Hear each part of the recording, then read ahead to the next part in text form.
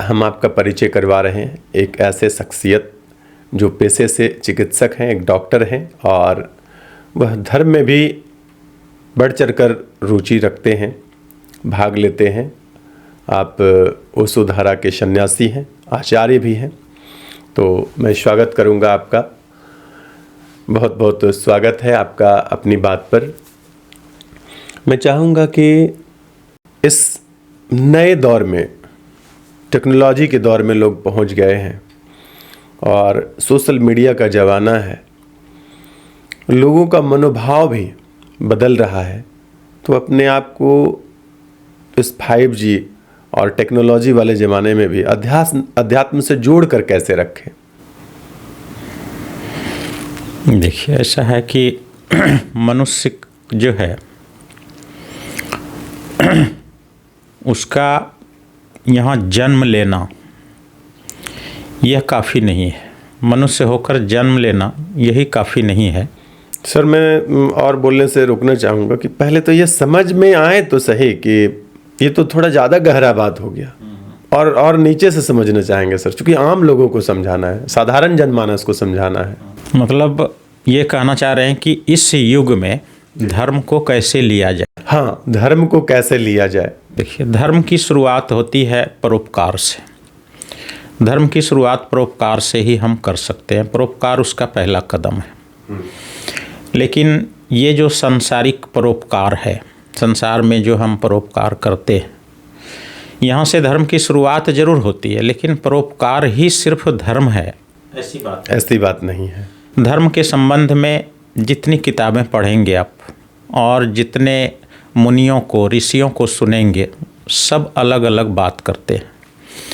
लेकिन धर्म के दो हिस्से। पहला हिस्सा है संस्कृति। संस्कृति हमारे जन्म के अनुसार, हमारी जाति, हमारे संप्रदाय, हमारे देश काल, भौगोलिक स्थिति, हमारी शिक्षा दीक्षा, हमारे परिवार का माहौल, इन सबों से हमारे अंदर संस्कृति पैदा होती है। और भिन्न भिन्न संस्कृति में संस्कृति को उदाहरण के तौर पर, एक दो एग्जाम्पल के तौर पर जैसे कि समझना चाहे। जैसे कि मान लीजिए कोई हिंदू घर में पैदा होता है, तो पैदा होते ही उसको ये शिक्षा दी जाती है कि शिव और विष्णु, ब्रह्मा ये हमारे आराध्य हैं और मंदिर में हम एक उपासना पूजा के लिए जाते हैं। फिर कोई मुस्लिम के घर पैदा होता है तो उसको सिखाया जाता है कि हम जो है मंदिर में जाना है, मस्जिद में जाना है और वहाँ जो है नमाज अदा करना है। ये हमारी संस्कृति है। तो इस तरह से संस्कृति जो है प्रत्येक जगह और प्रत्येक देश, प्रत्येक जाति और संप्रदाय के अलग अलग है। संस्कृति भी बहुत आवश्यक है हमारे जीवन के लिए। बिना संस्कृति के हमारा पालन पोषण नहीं हो पाएगा। पालन पोषण के लिए कुछ तो चाहिए। तो संस्कृति एक पालन पोषण का, समझ लीजिए कि एक साधन है। उसके द्वारा हमारा पालन पोषण होता है। यहाँ दिक्कत ये हो जाती है कि संस्कृति को ही अधिकतर लोग धर्म समझ लेते हैं, लेकिन संस्कृति से धर्म पूरा नहीं होता है। धर्म और संस्कृति बिल्कुल अलग है कि एक दूसरे के? नहीं, बिल्कुल अलग नहीं है, एक दूसरे के पूरक है। संस्कृति धर्म का पूरक है। धर्म संस्कृति का हिस्सा नहीं है, बल्कि धर्म का हिस्सा संस्कृति है।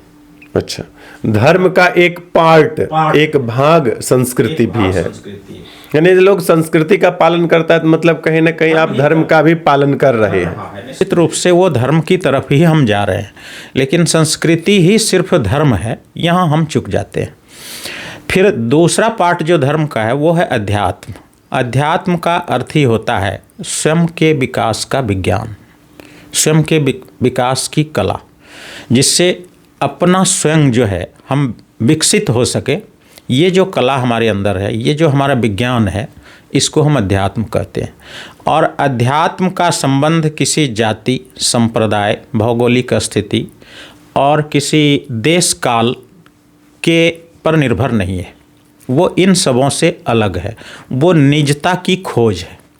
प्रत्येक मनुष्य का एक शब्द में कहें तो अध्यात्म निजता की खोज को अध्यात्म। मनुष्य के निजता की खोज अध्यात्म है और स्वयं से परिचित हो जाना अध्यात्म है। परिचित होने की कला, निजता की खोज, स्वयं का परिचय, ये अध्यात्म है। तो संस्कृति में रहते हुए, संस्कृति के दायरे में रह करके अध्यात्म की साधना, तब जाके धर्म पूरा होता है। और संस्कृति को ही यदि हम धर्म समझ बैठते हैं तो हमारी ज़िंदगी चुक जाती है धर्म से।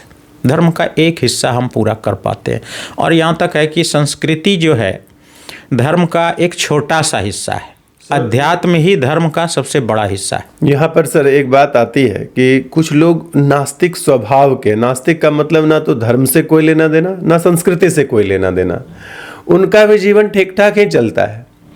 दुनिया में बहुत ऐसे लोग हैं जो नास्तिक है और वह सुखी जीवन जी रहा है। तो फिर धर्म और संस्कृति का क्या महत्व है? जी, सही बात है कि धर्म और संस्कृति तो हमको सेवन करना ही होगा, क्योंकि हम पल करके बड़े होते हैं। हमारा जो पालन पोषण होता है वो संस्कृति के दायरे में ही होता है। हर व्यक्ति की अपनी अपनी संस्कृति है और उसके हिसाब से उसका डेस्टिनी तय होता है। तो संस्कृति तो हमको करना ही पड़ता है और सभी लोग करते हैं। अध्यात्म की क्या ज़रूरत है मनुष्य को?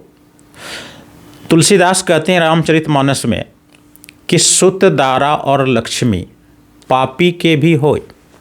सुत दारा और लक्ष्मी, सुत का अर्थ होता है बाल बच्चे, परिवार। हाँ, सुत मतलब बेटा होता है। तो अर्थात ये बेटा बेटी से घर भर जाएगा, वो पापी आदमी का भी हो जाता है। दारा मतलब पत्नी, अर्थात स्त्री सुख से संबंध है उसका। स्त्री सुख, पापी से पापी व्यक्ति भी अच्छे से अच्छे स्त्री का भोग कर सकता है, उसके लिए कोई दिक्कत नहीं है, वो सुलभ है उसके लिए। सुत दारा और लक्ष्मी, लक्ष्मी का अर्थ है यहाँ पर धन, धन दौलत से। जी, धन दौलत भी पापी से पापी व्यक्ति भी अधिक से अधिक कमा सकता है, इसमें कोई दिक्कत नहीं है, उसके लिए वो सुलभ है। तो सुत दारा और लक्ष्मी पापी के भी होय, उसको भी होने में प्रकृति जरा सा भी बाधा नहीं डालती है। लेकिन फिर कहते हैं दूसरी पंक्ति में कि संत समागम हरि कथा, तुलसी दुर्लभ समागम, संत समागम हरि कथा।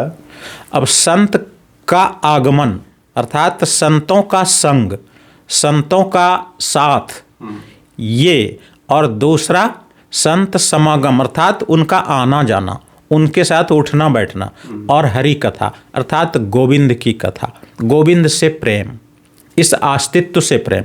गोविंद से प्रेम का अर्थ ये नहीं है कि किसी मंदिर में बैठे भगवान से प्रेम।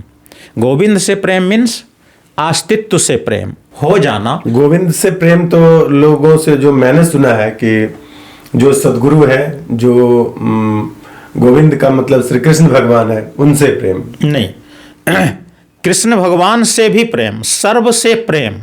गोविंद से प्रेम मीन्स सर्व से प्रेम। मैंने कहने का मतलब है कि श्री कृष्ण किसी मूर्ति का नाम या किसी पिंड का नहीं, नाम वो नहीं, सर्व का नाम है। ये पूरी प्रकृति ही कृष्ण है, पूरी प्रकृति कृष्ण है, पूरा अस्तित्व कृष्ण है या राम है। तो पूरे अस्तित्व से प्रेम हो जाना, ये है हरि कथा। तो संत समागम और हरि कथा, तुलसी दुर्लभ दो, ये दुर्लभ होता है, एक एक किसी किसी आदमी को मिलता है। अब आपका प्रश्न है कि यदि पापी को भी सब कुछ सुलभ मिल ही जाता है, हाँ, और पुण्यात्मा भी बहुत चीजों से वंचित भटकते रह जाता है, बहुत चीजों से वंचित रह जाता है, तो फिर ये अध्यात्म की साधना क्यों? बिल्कुल सही बात है कि अध्यात्म की साधना क्यों? तो इसके पहले हम ये जानते हैं कि मनुष्य चाहे बहुत धनवान हो, चाहे बहुत विद्वान हो, बहुत ज्ञानी हो या अज्ञानी हो, मूर्ख हो या वो दरिद्र हो, मृत्यु उससे सब कुछ छीन लेती है, सबों से। मृत्यु सबसे सब कुछ छीन ही लेती है अंततः। धर्मात्मा का भी छिन जाता है, धर्मात्मा का भी छिन जाता है और दुरात्मा का भी छिन जाता है। मृत्यु कुछ भी नहीं रहने देती है, जैसे बाढ़ लेके जाती है ना, वैसे मृत्यु सब कुछ बहा के लेके चली जाती है। लेकिन ये जानना कि मृत्यु के बाद भी बचता क्या है, ये जानना मनुष्यता की खोज है, और इसी का नाम अध्यात्म है। सर जीते जी लोग बहुत कुछ जान ही नहीं पाता, तो मरने के बाद क्या होगा? नहीं, मरने के बाद भी हम क्या बचा सकते हैं जी, हाँ, इसकी खोज का नाम अध्यात्म है। और ऐसे तत्व हैं, ऐसे तथ्य हैं जो मृत्यु मरने के बाद भी जानना ये अध्यात्म हुआ। निजता की खोज भी निजता की अध्यात्म हुआ। खोज भी अध्यात्म जी, है। अभी पहले लेकिन आया था। अध्यात्म की दूसरी परिभाषा ये भी है कि हमारे मृत्यु के बाद भी कुछ बचा रह जाता है। यही तो निजता की भी खोज है। यही निजता की भी खोज है, इसका नाम अध्यात्म है। तो मृत्यु के बाद क्या बच पाता है, ये खोज लेना, ये धर्म की का शिखर है। यही धर्म का शिखर है। वहाँ यदि हम पहुँच जाते हैं तो निश्चित रूप से कुछ तथ्य ऐसे हैं, कुछ संपत्ति ऐसे हैं जो मृत्यु के बाद भी बचता है। इसी को वास्तव में पुण्य कहा गया है। हमारे परम गुरु ओशो कहते हैं पुण्य पाथेय। पुण्य पाथेय। पुण्य पाथेय। पुण्य पाथेय का अर्थ होता है कि मृत्यु के बाद भी जो तुमने बचा पाया वही पुण्य पाथेय। वो पुण्य पाथेय है। पाथेय का अर्थ होता है, जैसे साधारण भाषा में हम लोग कहते हैं ना, बटकलौआ, मतलब रास्ते का भोजन। तो वही पुण्य पाथेय, अर्थात हमारी जो ये यात्रा मृत्यु के बाद होगी, महाजीवन की यात्रा, उस यात्रा में हम कुछ पुण्य पाथेय लेकर के चले हैं कि नहीं। आज जो हम अपने जीवन में सुख या दुख दोनों भोग रहे हैं, ये हमारे पुण्य पाथेय के अनुसार ही सुख और दुख आ रहा है। तो निश्चित रूप से आगे भी की यात्रा के लिए पुण्य पाथेय चाहिए, और हम क्या बचा पाते हैं पुण्य पाथेय के लिए, इसकी खोज, इसकी समझ, यह भी अध्यात्म है। सर, मैं ये कहना चाह रहा हूँ कि पहले तो इस जन्म का तो यहाँ घर से तो पहले भोजन मिल जाए, तब तो रास्ते का भोजन का प्रबंध करेंगे। ठीक है। लेकिन हमको घर का ही भोजन नहीं है, घर में ही खाना नहीं है, घर में ही भूखे हैं, तो फिर पुण्य पाथेय ने रास्ते का भोजन बटकलौआ कहाँ से लाएं? हाँ, पहले तो यहाँ के लिए ना प्रबंध यहाँ के लिए प्रबंध तो वही है ना कि हमारी संस्कृति जो है, वो संस्कृति के दायरे में रह करके हमको 3 काम करना है। 3 काम करना है। वो 3 काम क्या है? वो 3 काम क्या है? पहला काम है कि कुछ लाभ की आशा से किया गया कर्म। जैसे कि मान लीजिए कि हम दिन भर मजदूरी करते हैं तो शाम को मजदूरी मिल जाता है। तो दिन भर काम हम क्यों कर रहे हैं? लाभ के उद्देश्य से मजदूरी मिलने के आकांक्षा, उसकी अपेक्षा थी कि मजदूरी मिलेगी, शाम में काम करूंगा तो इसके बदले शाम में मजदूरी मिलेगी, तो फिर उसके लिए हम दिन भर काम किए। तो इसको हमारे भगवान कृष्ण गीता में कर्म को खूब अच्छे से डिफाइन किए। कर्म के संबंध में भगवान कृष्ण की लिखी हुई जो गीता है, उससे सुंदर और कोई पुस्तक नहीं है सनातन धर्म में। तो गीता कहती है कि कुछ काम आपको ऐसा करना होगा जिसमें अपेक्षा जुड़ी हो, क्योंकि बिना अपेक्षा का पूर्ति किए आप जीवन नहीं जी पाओगे। जीवन जीने के लिए आवश्यकताएं हैं और उन आवश्यकताओं की पूर्ति करने के लिए आपको धन चाहिए, और उस धन के लिए अपेक्षा रख करके कुछ कर्म करें।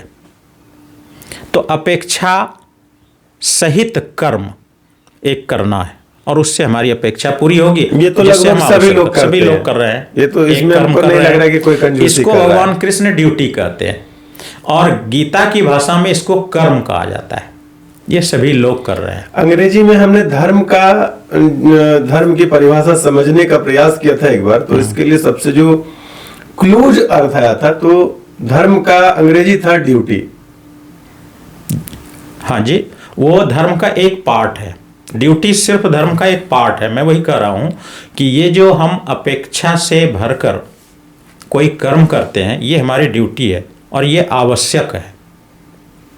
ये हमारा धर्म भी है और हमारा कर्म भी है, ड्यूटी भी है। इसलिए धर्म का एक हिस्सा तो यहाँ पूरा हो जाता है। और ये कोई यदि कर रहा है तो वो कोई गलत नहीं कर रहा है, वो धर्म में ही रहकर कर रहा है और धर्म की ही साधना कर रहा है। यहाँ पर सर ऐसा हो सकता है कि हमको लग रहा है कि ये करने में कोई धर्म को छोड़ करके भी करता है, जैसे चोरी कर ली, धन तो अर्जन हो गया। नहीं, धर्म, अब वहां पर ये बात है ना, फिर हम दूसरे पॉइंट पर जा रहे हैं। जी। वो चोरी करने की बात तो यहाँ पर हम कहे नहीं है। हम तो कह रहे हैं कि अपेक्षा से भरकर कोई कर्म करना, अपनी आवश्यकता की पूर्ति के लिए। हमारे पास धन हो, हाँ, और हम इसके लिए उसके लिए करना क्या है? दारू बेचना शुरू कर दिए, नहीं, चोरी करना शुरू कर दिए, देखिए किसी का बेईमानी कुछ करना अब शुरू है कि कर दिए। उससे क्या मिलेगा, उससे क्या मिलेगा वो भी हम आपको आगे बता रहे हैं। पहली बात तो है कि हमको आवश्यकता है, आवश्यकता की पूर्ति के लिए हम कर्म करते हैं जी। ये कोई पाप तो है नहीं। नहीं, बिल्कुल सही है जी। बिल्कुल सही। हम अपना जीवन यापन करने के लिए हमको आवश्यकता तो चाहिए, और उस आवश्यकता की पूर्ति के लिए हम कर्म करते हैं। ये जो पहला धर्म है, हमको लग रहा है कि अधिकांश लोग, पहला धर्म नहीं, ये पहला कर्म, जो पहला कर्म जो है, ये अधिकांश लोग हमको लग रहा है कि कर रहे हैं, बिल्कुल कर रहे हैं। अब दूसरे तरह का जो कर्म हमें करना है उसको कहते हैं आत्मसंतुष्टि। चूंकि आत्मा की 3 आवश्यकता है। पहली आवश्यकता क्या है कि कुछ आवश्यकताएं हैं पोषण के लिए जो जरूरी है, उसके लिए हम ड्यूटी करते हैं जी। एक तो आवश्यकता पूरी हो गई आत्मा की। दूसरी आवश्यकता है आत्मा की आत्मसंतुष्टि, सेटिस्फैक्शन। अब आत्मसंतुष्टि के लिए कुछ कर्म करना है, उससे कोई लाभ नहीं होगा, लाभ की अपेक्षा उसमें नहीं रखनी होगी। आत्मसंतुष्टि में लाभ कुछ नहीं है। आत्मसंतुष्टि के लिए किया गया कर्म, इसको भगवान कृष्ण कहते हैं ये अकर्म है, नहीं ये विकर्म है। ये विकर्म है, अर्थात जैसे आपने समाज सेवा किया, आपने किसी गरीब का मदद किया, किसी पक्षी को आपने पानी पिला दिया, किसी जो है पौधे में आपने पानी डाल दिया, मतलब अस्तित्व में कुछ भी ऐसा काम किए जिससे आपको लाभ नहीं है, लेकिन आत्मसंतुष्टि है, एक सेटिस्फैक्शन आपको मिला। इसको भगवान कृष्ण विकर्म कहते हैं। 2 प्रकार के कर्म करना है। तीसरे प्रकार के कर्म करना है वो थोड़ा सा ऊंचा है। ये 2 कर्म लगभग सभी लोग कर रहे हैं। कम अथवा लाभ के लिए कर्म 70% लोग कर रहे हैं। 70 में हमको लग रहा है कि 95-90% कर रहे हैं। लाभ के लिए तो सब और आत्मसंतुष्टि के लिए भी 10% भी लोग कर रहे हैं। कुछ ज्यादा ही कि आत्मसंतुष्टि के बिना भी वो जीवित नहीं रह पाएगा ना, वो भी नहीं तो फिर नहीं होगा। तो आत्मसंतुष्टि के लिए भी वो कर्म कर रहे हैं। तीसरे प्रकार का कर्म भगवान कृष्ण कहते हैं कि अकर्म करना है। अकर्म क्या, अर्थात गोविंद का कर्म समझ करके, अस्तित्व की नियति समझ करके, कि जैसे मान लीजिए कि एक आदमी आपके सामने गिर गया और वो गिर करके इंजर्ड हो गया और उठने से असमर्थ हो गया। आपने उसको सहारा दिया। यदि आप अपेक्षा से भर करके दे रहे हैं तो ये क्या हो जाएगा, विकर्म हो जाएगा, कर्म हो जाएगा। और यदि अपेक्षा से भरकर करेंगे तो कर्म हो जाएगा। उसको यदि आपने उठाया आत्मसंतुष्टि के लिए, हमको इससे कोई लेना देना नहीं है, लेकिन हमारा कर्तव्य है और हमको कर देना चाहिए, इससे हमको आत्मसंतुष्टि मिलेगी, हाँ, तो ये विकर्म हो गया। और तीसरे प्रकार का है कि यदि आपने उस समय अपने स्वधर्म में रह करके यदि ये किया कि ये जो गिरा ये उसी का बंदा है और हमको इसी की सेवा के लिए यहाँ पर उपलब्ध किया है। संजोग यदि ये मेरे सामने गिरा, हाँ, तो परमात्मा की मर्जी से गिरा, और ये करने वाला भी वही है और करवाने वाला भी वही है। ऐसा सोच करके यदि आपने उसकी मदद कर दिया तो ये अकर्म हो जाता है और ये अस्तित्व को समर्पित कर्म है। यही कर्म हमारे कार्मिक अकाउंट को तय करता है, सिर्फ यही कर्म। बाकी आत्मसंतुष्टि वाला कर्म और ड्यूटी वाला कर्म, ये दोनों से हमारा कार्मिक अकाउंट नहीं होता है, उससे हमारा जीवन चलता है। ठीक है ना।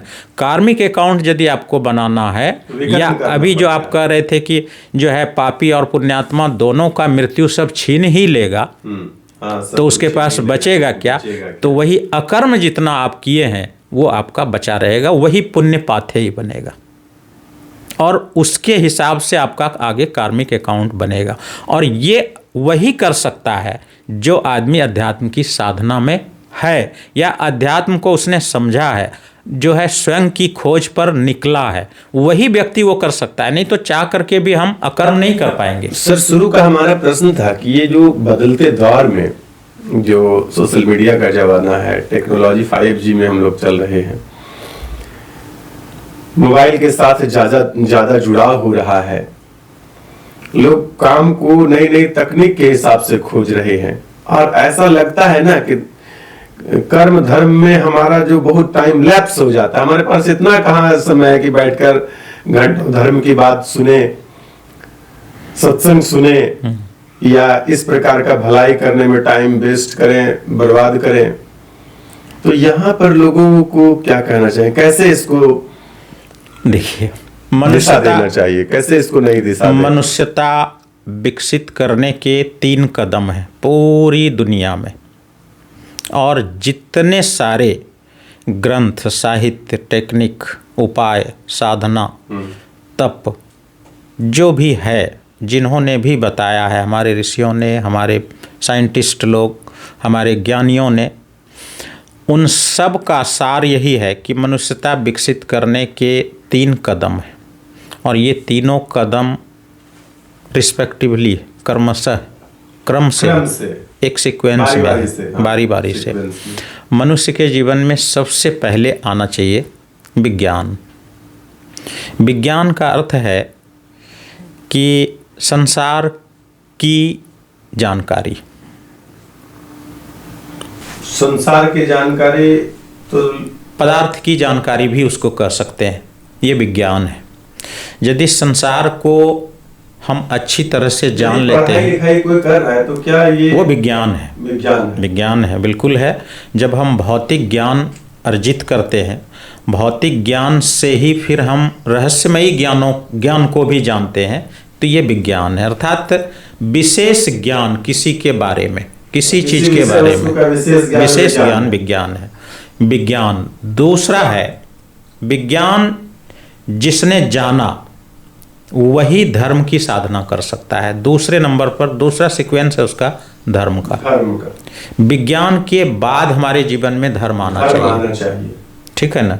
और धर्म के बाद तब कला आनी चाहिए, ठीक है ना। कला आनी चाहिए, कला अर्थात आर्ट जिसको कहते हैं।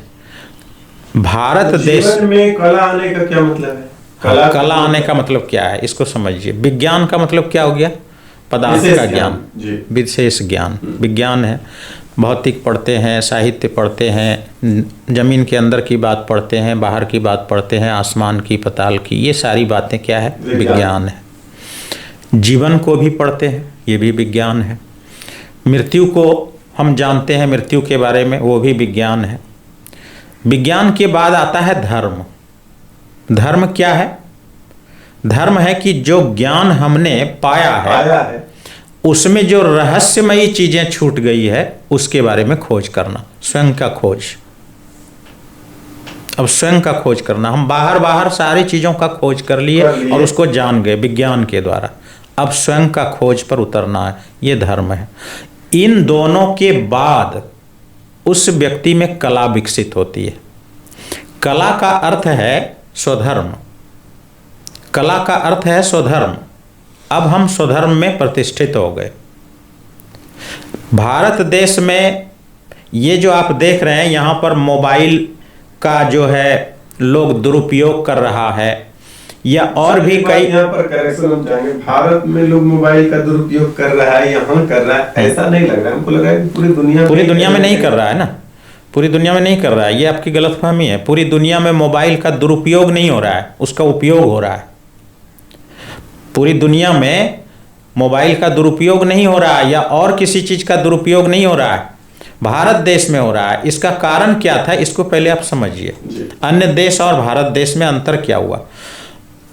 वहां भी चुका है कुछ और यहां भी चुका है। भारत देश के लोगों को इतना ज्यादा फालतू समय देने का जो समय मिल गया और कामयाब चीज़ों पर उसका ध्यान नहीं जा रहा है, उसका कारण ये था कि ये जो विज्ञान, धर्म और कला का सीक्वेंस था, इसको ठीक से उन्होंने रखा नहीं। यहाँ पर विज्ञान के पहले ही धर्म आ गया, जबकि विज्ञान के बाद धर्म को आना चाहिए था। यहाँ धर्म आगे आ गया। विज्ञान के बिना इसका आप प्रूफ ले सकते हैं। आप देखिए पूरी दुनिया में विज्ञान और वैज्ञानिक सबसे कम विकसित कहाँ हुआ? भारत देश में, अन्य देशों के बनिस्पत। नहीं सर, इसको हम थोड़ा सा सुधार करके बोलने का प्रयास कर रहे हैं कि कुछ विकसित देशों के बनिस्पत। अब चलिए ठीक है, विकसित देशों के बनिस्पत जी। भारत देश में विज्ञान बहुत कम विकसित हुआ। हाँ, उनकी तुलना में उनकी तुलना में कम विकसित हुआ। यहाँ पर धर्म पर ज्यादा जोर दिया गया। विज्ञान के बिना, जो कि आधारशिला उसकी नहीं थी, और धर्म को यहाँ पर जोर दिया गया, आधार उसका कमजोर हो गया, और वो धर्म क्या हुआ, कई हिस्सों में बट गया, और वो पाखंड और अंधविश्वास में परिवर्तित हो गया। ठीक है ना। साधारण जन लोगों के लिए सर, पाखंड की जब बात आती है तो साधारण जन लोगों के लिए यह समझना ही मुश्किल हो जाता है कि कहाँ वास्तविक बात है और कहाँ पाखंड है। ये इसलिए समझना मुश्किल हो गया ना, पाखंड बड़ा हो गया। इसका कारण क्या है? इसका कारण क्या है आप बताइए। कि जैसे धर्म के जितने आडंबर आज हैं, इसमें सत्य क्या है, झूठ क्या है, हम निर्णय नहीं ले पा रहे हैं। इसका कारण क्या है? पता नहीं, विज्ञान हमको मालूम नहीं है। हाँ, ठीक है ना, विज्ञान मालूम नहीं है, जिसके कारण हम धर्म के पाखंड को भोग रहे हैं, वास्तविकता में अंतर नहीं कर पा रहे हैं। तो विज्ञान के बिना यहाँ धर्म परोसा गया। भारत के बाहर जिनको आप विकसित देश कहते हैं, वहाँ क्या विडंबना हुई कि वहाँ पर विज्ञान को खूब जो है साधा गया, और उस पर नए नए खोज हुए। लेकिन विज्ञान को साध करके उन्होंने क्या किया, जानकारी तो हासिल किया, लेकिन उस जानकारी का अब उपयोग कैसे करेंगे ये धर्म सिखाता है। और उसके बाद धर्म की, और वहाँ जो है धर्म की कमी रह गई कि हमारी जो जानकारी है इसको हम यूज कैसे करें। वहाँ धर्म विकसित ही नहीं हुआ। धर्म क्या किया? धर्म क्या करता था कि विज्ञान से जो हम जानकारी हासिल किए उसको अपने जीवन में यूज कैसे करेंगे, ये धर्म बताता है। विज्ञान बताता है जानकारी, यूज उसका प्रयोग बताता है धर्म। और प्रयोग जब हम करते हैं तो वो हमारी नियति बन जाती है, हमारा स्वधर्म बन जाता है, इसको हम कला कहते हैं।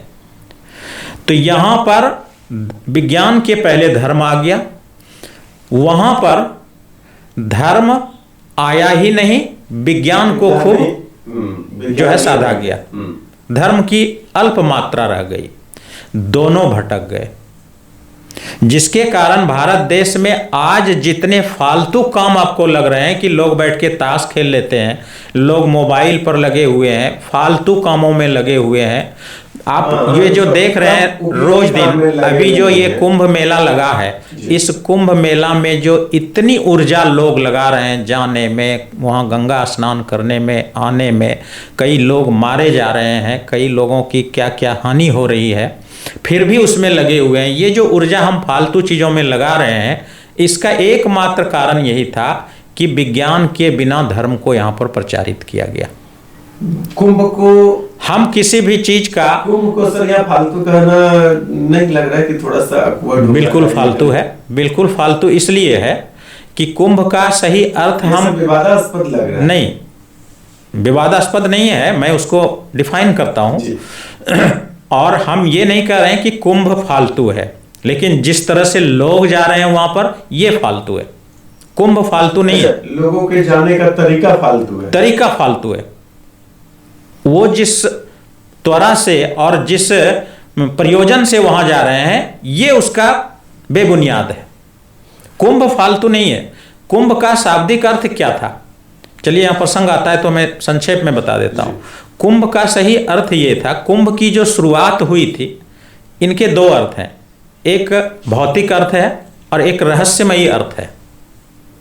भौतिक अर्थ ये है कि हमारा जो ये भारत देश है, ये धर्म निरपेक्ष देश है। यहाँ पर सभी धर्मों के प्रचार प्रसार या प्रदर्शन के लिए खुली छूट है, जिसके कारण यहाँ पर भिन्न भिन्न प्रांत में अलग अलग रीति रिवाज, अलग अलग जो है उनके रहन सहन और मान्यताएं बन गई। ठीक है ना। तो हम जो है अब अलग अलग रहन सहन और अलग अलग हमारे रीति रिवाज और मान्यताएं हो गई, और फिर हमको मिल करके भी रहना है। तो इसके लिए क्या उपाय है कि हम भी अपने रीति रिवाज और मान्यताओं को आपको शेयर करें, और आप भी हमारा कुछ हम जाने आपके रीति रिवाज और मान्यताओं को हम जाने। तो ये कब हो पाएगा? जबकि पूरे देश के सभी रीति रिवाज और धर्म संप्रदाय के लोग एक जगह इकट्ठे होंगे। तो कुंभ का सही अर्थ यही प्रयोजन था कि भारत देश के विभिन्न धर्म और रीति रिवाज के लोग एक जगह इकट्ठे होकर के अपने रीति रिवाज और अपने जो है रहन सहन को जो है शेयर करें एक दूसरे के साथ, और एक दूसरे के साथ दूसरे के रीति रिवाज से सम्मान पैदा हो और उसके प्रति आदर बढ़े। हमको हमारे अंदर जो ये अहंकार है अभी कि हम हिंदू हैं, हम जिस तरह से जी रहे हैं यही सही है, नहीं, मुसलमान भी आकर के अपने संप्रदाय को वहां पर और अपने रीति रिवाज को शेयर करें और उसमें भी कुछ अच्छाई है हम ये जान सकें, या मेरे में भी कोई अच्छाई है वो जान सके। तो इस रीति रिवाज के आदान प्रदान के लिए कुंभ का आयोजन किया गया था, बस एकमात्र प्रयोजन यही है उसका। बाकी वहां जाकर के हम गंगा स्नान करें और गंगा में डुबकी लगाने से हमारे पाप धुल जाएंगे, ये सारी बातें लगभग मिथ्या है और बेबुनियाद है। इसलिए कि गंगा में डुबकी लगाने से यदि पाप धुलता या मनुष्य का मन और तन निर्मल होता तो गंगा तो गंगोत्री से लेकर के बंगाल की खाड़ी तक है, कहीं भी हो जाता, वह वहीं होता। उस प्लेस पर जाने की क्या जरूरत है? यहीं पर हम विज्ञान को नहीं समझ पाए। वैज्ञानिक बात यह है कि गंगा के पानी से यदि मन की निर्मलता आती है तो वो प्रयाग में भी आएगी और बंगाल की खाड़ी में भी आएगी। विज्ञान तो यही कहता है। इसलिए कि विज्ञान क्या कहता है कि पानी को मुसलमान के घर में गर्म करो 100 डिग्री तक, वहां भी वो भाप बनेगा, और आसमान में ले जाकर के गर्म करो तो वहां भी भाप बनेगा। पानी का ये गुण है। तो गंगा का वो पानी, उसका जो गुण है वो अपने गुण को कभी नहीं छोड़ेगी, सब जगह एक समान। कैसे संभव है? जब गंगोत्री से गंगा निकलेगी वो स्वच्छ और निर्मल होगा, बंगाल की खाड़ी में बहुत गंदा हो चुका होगा, तो कैसे एक समान हो सकता है? देखिए, ये पानी का ग्रेडियंट भले बदल सकता है, लेकिन पानी की जो अत्यंतिक मतलब क्वालिटी है वो कभी चेंज नहीं होगा। ऐसा थोड़ी है कि गंगोत्री में पानी गर्म होगा तो पानी यही ना मतलब उसका ग्रेडियंट। हाँ, ग्रेडियंट बदल गया तो क्या ग्रेडियंट से मनुष्य का मन निर्मल होता है? ये विज्ञान है कहीं? ऐसा तो है नहीं। मन फ्रिज के तो नहीं। हाँ, फ्रिज के पानी से नहाने में या जो है सप्लाई वाटर से नहाने में और गंगा के नहाने में दोनों में तो नहीं हो सकता है ना। इसलिए ये बात वैज्ञानिक तरीके से सिद्ध नहीं है।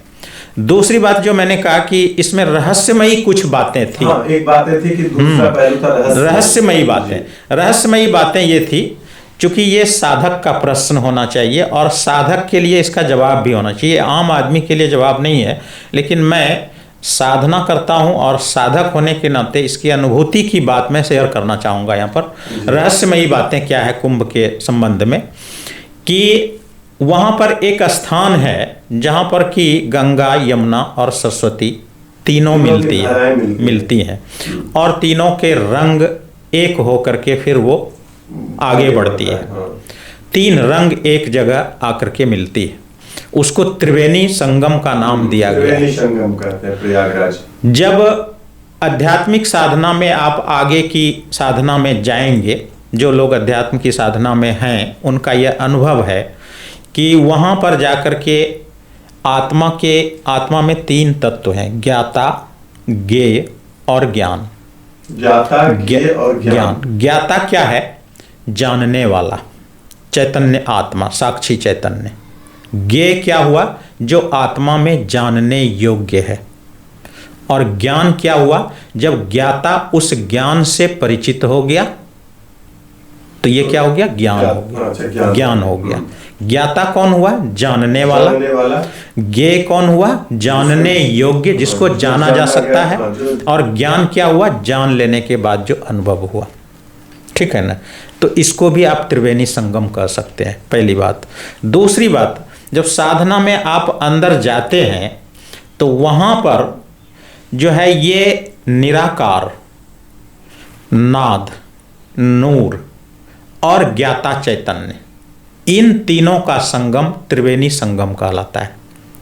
नाद अर्थात आत्मा का नाम, नूर अर्थात आत्मा का रूप, और इस नाम रूप को जानने वाला ज्ञाता चैतन्य, इन तीनों का जो संगम है ये त्रिवेणी है। वो त्रिवेणी संगम है और इसकी अनुभूति आप साधना में कर सकते हैं। और वो जो संगम है ठीक इसी संगम से मिलता जुलता है। वहाँ ज्ञाता भी ज्ञेय भी और ज्ञान भी, अर्थात नाद भी, नूर भी और ज्ञाता चैतन्य भी, तीनों का जो जैसा संगम यहाँ पर है, ये गंगा जमुना सरस्वती का ठीक इसी तरह का संगम है और वो एकदम निष्कंप है, वहाँ कोई कंपन नहीं है। इसकी अनुभूति जिन साधकों ने किया है, वैसे महर्षि, मुनि और ज्ञानी लोगों ने बाहर भी देखा और अंदर भी देखा। अंदर तो देखा ही, घटाकाश में तो देखा ही, उसको बहिराकाश में भी देखा, घट में भी देखा, अस्तित्व में भी देखा। और अस्तित्व में देखते देखते उन ज्ञानियों की नजर त्रिवेणी संगम पर पड़ी, उस प्रयागराज में मौजूद उस स्थल पर पड़ी और वहां देखा कि ये जो घटाकाश में ये तीनों का संगम है, वही संगम तो ये बाहर भी दिखाई दे रहा है। तो हम घटाकाश में तो देखते ही हैं, बहिराकाश में भी प्रकृति ने ऐसा इंतजाम कर दिया। और ये इंतजाम हमारी समझ से ये इंतजाम पूरी दुनिया के इस पृथ्वी पर सिर्फ प्रयागराज में है, जो कि आस्था का केंद्र बना हुआ है, प्रयागराज में है। बाद में उन तीनों नदियों को, तीनों रूपों को गंगा जमुना सरस्वती नाम रखा गया होगा, ये हमारी कल्पना है या हमारी ये संभावना है। लेकिन उसके पहले गंगा जमुना सरस्वती थी वहां, ये हम नहीं मानते हैं। हम ये मानते हैं कि जब इन स्थल को देखा त्रिवेणी संगम का हमारे ऋषियों ने, तो उन्होंने इन तीनों का नाम गंगा जमुना सरस्वती रखा और उस त्रिवेणी संगम को त्रिवेणी संगम घोषित किया और लोगों को ये प्रेरणा दिया कि जैसे हम बाहर कीर्तन करते करते अंदर के कीर्तन से परिचित हो जाते हैं, ठीक उसी तरह से बाहर के इस त्रिवेणी संगम को देखते देखते वो अंदर भी उस त्रिवेणी संगम तक पहुंच सकें। इसलिए इस जगह को क्लिक किया और उस जगह में वहां पर कुंभ का आयोजन किया गया। कुंभ का अर्थ ही होता है घड़ा, अर्थात उस घटाकाश में जो दिखाई पड़ रहा था वो बाहर भी दिखाई पड़ रहा है। इस प्रयोजन से उस जगह को चुना और वहां पर गंगा जमुना सरस्वती के मिलन को बना करके उस स्थल को चिन्हित किया। वो स्थल प्रयागराज था कि क्या था, ये सब बाद की बात है। लेकिन पृथ्वी पर एक ऐसा भी जगह है जो घटाकाश में है, वो बहिराकाश में भी है और इसके माध्यम से हम वहां चले जाएंगे। तो रहस्यमयी बात यह है कि उस कुंभ में जाकर के उस त्रिवेणी संगम को खूब प्रेम से निहारिए और निहारते निहारते उस घटाकाश के त्रिवेणी संगम तक आप जब भी चले गए तो आप एक अध्यात्म की अनुभूति में आत्मा से परिचित हो जाएंगे। यही रहस्यमयी बातें थी। और बाहर की बात सिर्फ यही है कि हम अपने रीति रिवाज, रहन सहन, अपने संप्रदाय, अपनी जातिगत व्यवस्था, अपनी संस्कृति एक दूसरे से शेयर करें। उसके लिए हम एक जगह गैदरिंग होकर के एक दूसरे का सम्मान करते हुए ये करें। तो इससे होगा क्या, एक दूसरे को यदि हम रीति रिवाज से परिचित करेंगे तो क्या होगा कि आपके रीति रिवाज में जो अच्छाई होगी वो हमको अच्छा लगेगा और हमारे में जो अच्छाई होगी आप ग्रहण करोगे। तो इस तरह से पूरे देश में सौहार्द की भावना बढ़ेगी। तो निश्चित रूप से कुंभ बहुत ही महत्वपूर्ण है। लेकिन ये जिस तरीके से और जिस प्रयोजन से हम जा रहे हैं, ये विज्ञान के अभाव के कारण हो रहा है और इससे कोई लाभ नहीं, और इससे धर्म की कोई साधना नहीं हो रही है, आम जन को कोई लाभ भी नहीं मिली है। तो यही कारण था। आज जो आप कह रहे हैं कि आज लोग फालतू काम में इतने रहते हैं और अच्छे काम में नहीं आते हैं, इसका कारण यही था कि हमारे देश की नींव ही पड़ी है कि जानकारी के बिना भी हम जो है कुछ भी करने के लिए तैयार हो जाते हैं, क्योंकि विज्ञान की कमी है। समाज के उन साधारण लोगों के लिए आप क्या कहना चाहेंगे और क्या करना चाहिए? विद्यार्थी जीवन जो कुछ सीखने के लिए होता है वो सीख रहा होता है, सिर्फ किताब के ज्ञान को ही नहीं बल्कि जीवन जीने के भी तौर तरीके को सीख रहा होता है। तो उनके लिए आगे बढ़ने के लिए किन किन उपायों को, किन किन मूल्यों को, बातों को सीखते हुए, जानते हुए आगे बढ़ना चाहिए? देखिए, सबसे बड़ी बात है सम्यक प्रज्ञा चाहिए।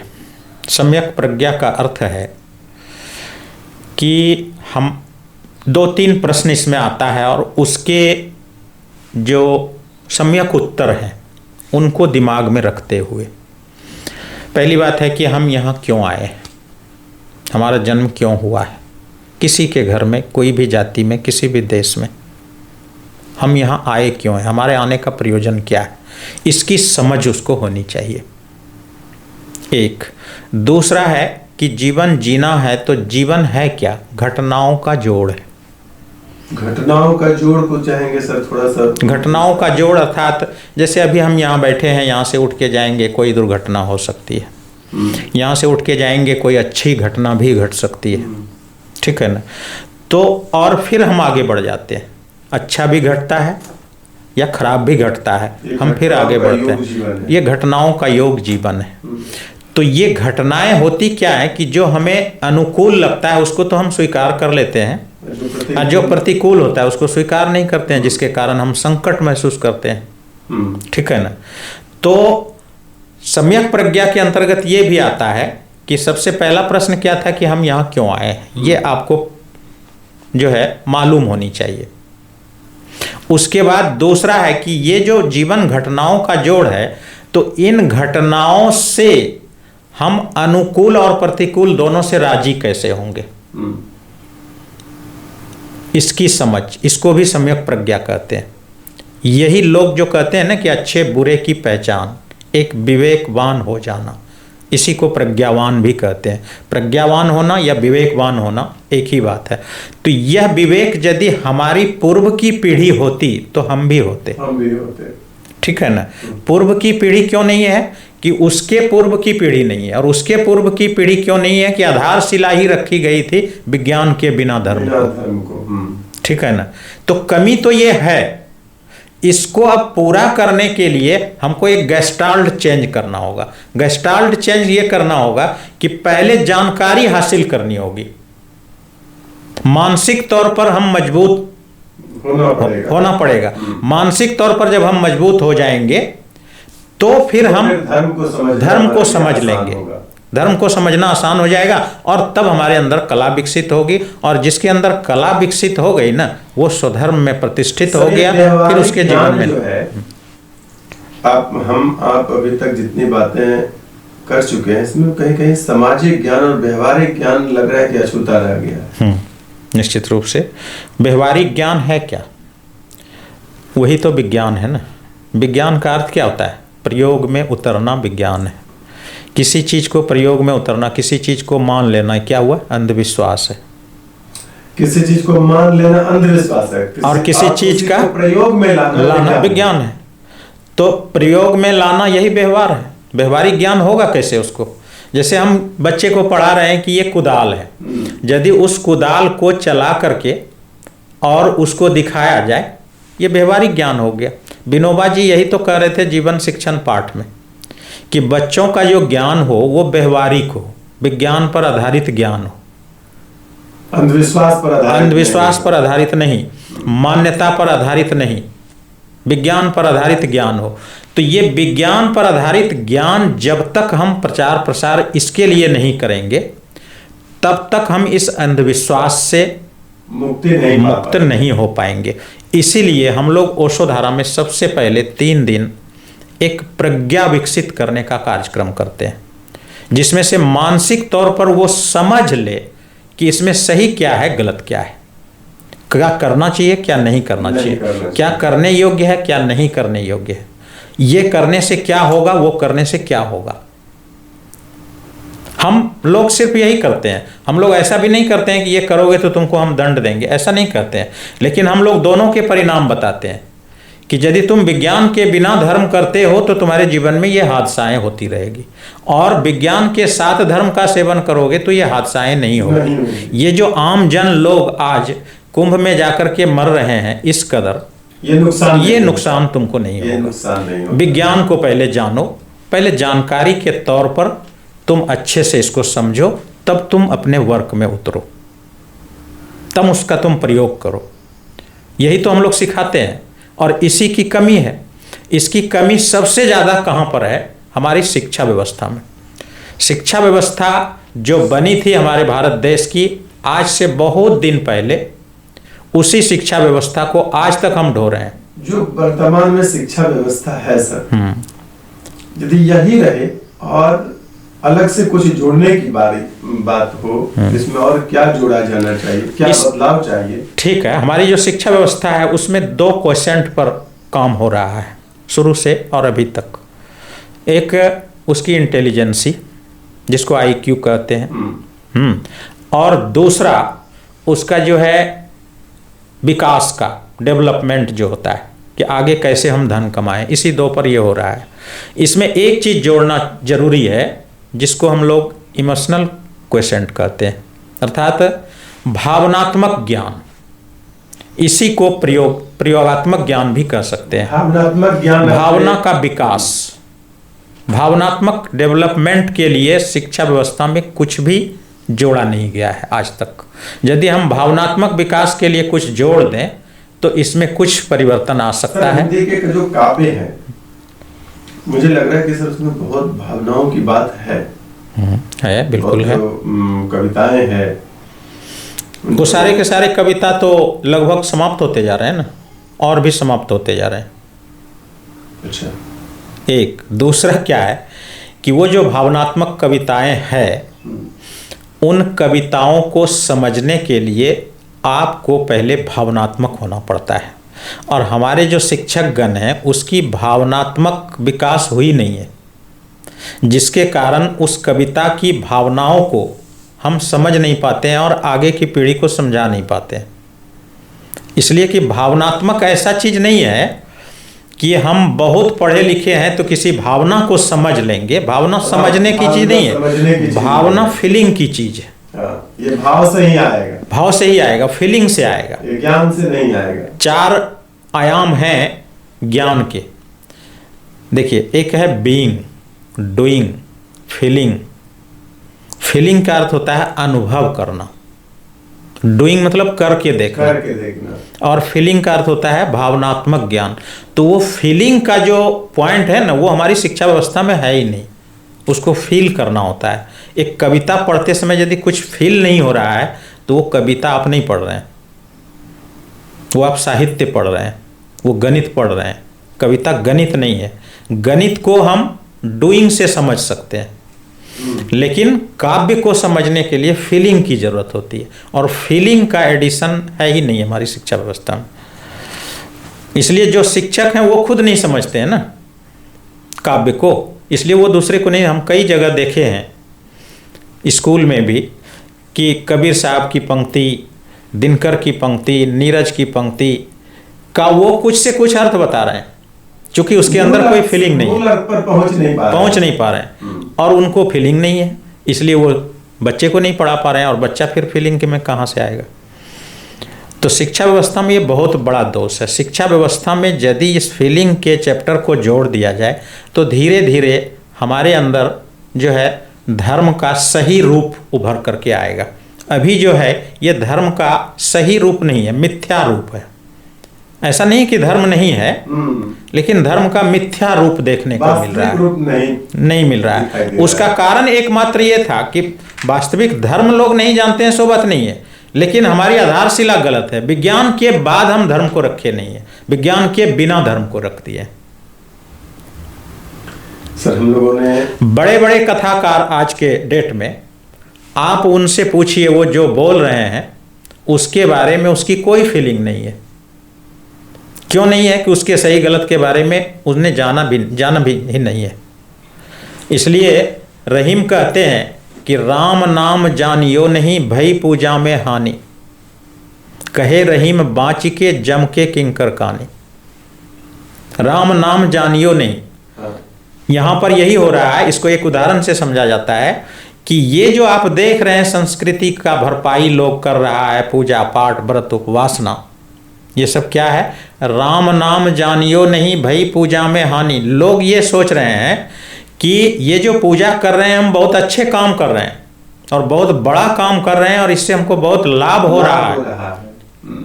लेकिन रहीम क्या कह रहे हैं कि राम नाम जानियो नहीं, राम नाम जानियो नहीं मतलब क्या, तुम्हारे जीवन में विज्ञान तो है ही नहीं, जाना ही नहीं है तुमने। अब भाई पूजा में हानि, तो तुम जो ये पूजा कर रहे हो इससे लाभ नहीं हो रहा है जी, तुमको हानि हो रहा है। और उसी हानि का परिणाम है आज की दिन प्रतिदिन जो है बच्चे बिगड़ते जा रहे हैं। भाई पूजा में हानि कहे रहीम बाँची के, वो समझा के कह रहे हैं कि जम के किंकर कानी। अब तुम कुछ तो यहाँ किए नहीं, हानि का ही काम करते रहे, तो तुमको क्या करेगा कि जमराज नहीं आएगा बल्कि जमदूत से पकड़ करके तुमको ले जाएगा। और उस समय तुम शिकायत करोगे कि हमने तो बहुत पूजा किया था, ये जमदूत हमको खींच करके क्यों ले जा रहा है। तो यही हाल है, राम नाम जानियो नहीं अर्थात विज्ञान हम सीखे नहीं। अब भाई पूजा में हानि, पूजा कर रहे हैं अर्थात धर्म की साधना कर रहे हैं, ये धर्म का मिथ्या रूप है। और इससे जो है हमारे अंदर कोई परिवर्तन नहीं होने वाला है, इससे हमारी ऊर्जा नष्ट हो रही है। और उसी ऊर्जा नष्ट होने के जो है चक्कर में, उसी के परिणाम स्वरूप आज मोबाइल में लोग लगे हुए हैं, गलत कामों में लगे हुए हैं, दुराचार बेविचार, इसके प्रति लोगों की ज़्यादा जो है पकड़ है और उसके पीछे लगे रहते हैं। ये उसी सब का परिणाम है। सर 2 शब्दों में हम समेटना चाहेंगे बात को अब कि अंतिम रूप से क्या संदेश होना चाहिए, एक शब्दों में कहना चाहे तो लोगों को बदलाव की शुरुआत कैसे करनी चाहिए? बदलाव की शुरुआत करने के लिए सबसे पहला है कि हमारे जो शिक्षक वर्ग हैं पूरे देश का, उनको एक सम्यक प्रज्ञा विकसित करने की पाठशाला होनी चाहिए। और होनी नहीं चाहिए बल्कि पाठशाला तो है, लेकिन उन सारे शिक्षकगण को जो हमें आगे की तरफ ले जाने का कार्य करते हैं, ऐसे जो भी मिशन है, जो भी संस्था है, जो भी मतलब कहिए कि एक समूह है, उनको जो है एक सम्यक प्रज्ञा विकसित करने के लिए जो पाठशालाएं हैं अभी धरती पर 1-2 नाम मात्र गिने चुने, वैसी पाठशाला और भी विकसित हो और उस पाठशाला में उसको प्रशिक्षित किया जाए और पुनः फिर उसको यदि इस देश में कमान दिया जाए तो फिर जो नई पीढ़ी होगी उसमें निश्चित रूप से बदलाव होगा और हम जो है इस तरह के फालतू कामों में नहीं लगे रहेंगे और तभी हमारे अंदर एक बदलाव आएगा और निश्चित रूप से क्रांति होगी। हमारे परम गुरु ओशो ने यही सपना देखा था कि मनुष्य जो है पूरे दुनिया में 2 भागों में बंट गया, एक विज्ञान के बिना धर्म रख लिया और एक विज्ञान में ही रह करके धर्म को जान ही नहीं सका। तो दोनों का समन्वय हो जो कि एक सीक्वेंस में रख करके विज्ञान और धर्म को जानते हुए कला विकसित करे और एक पूर्ण मनुष्य का जो है आविष्कार हो, संकल्पना विकसित हो, इसका सपना उन्होंने देखा था। और उस सपने को साकार करने के लिए उन्होंने ढेरों सारे साहित्य और ढेरों सारे टेक्निक जो है दे दिए हैं मनुष्य जाति के लिए। ज़रूरत इस बात का है कि उस टेक्निक को नई नई पाठशालाएं बना करके अच्छे आचार्यों के द्वारा पहले शिक्षक वर्ग को, उस समूह को प्रशिक्षित किया जाए और फिर उसको पाठशाला में भेजा जाए जो कि अगली पीढ़ी उसका ठीक हो सकता है। नहीं तो दूसरा कोई उपाय नहीं है। इसका उपाय ना तो किसी नेता के पास है, ना किसी ये धर्मगुरु के पास है, ना किसी कथावाचक को है, ना कोई बड़े बड़े अखाड़ा और ये सब मालिक है। ये सब पूरे दुनिया को कभी कुछ नहीं कर पाएगा। ये और जहन्नुम में ले जाने का कार्य कर रहे हैं। डॉक्टर साहब आप हमारे यहाँ आए और खूब ज्ञान की बातें हुई, लोग इसको समझे, लोग इसको जाने, लोग इसको अमल में लाए, लोग इसको जीवन में उतारे। यह संदेश बहुमूल्य है, बहुत कीमती है। आप जब कभी भी समय मिले मैं चाहूंगा कि आप एक बार बार मेरे यहाँ आए और ज्ञान देने का प्रयास करें। बहुत बहुत धन्यवाद। बहुत बहुत धन्यवाद ब्रजेश जी, आपने हमें इस स्टूडियो में बोलने का मौका दिया और मैं 2 शब्द अपने अनुभव की बात शेयर कर सका। इसके लिए आपको भी बहुत बहुत धन्यवाद।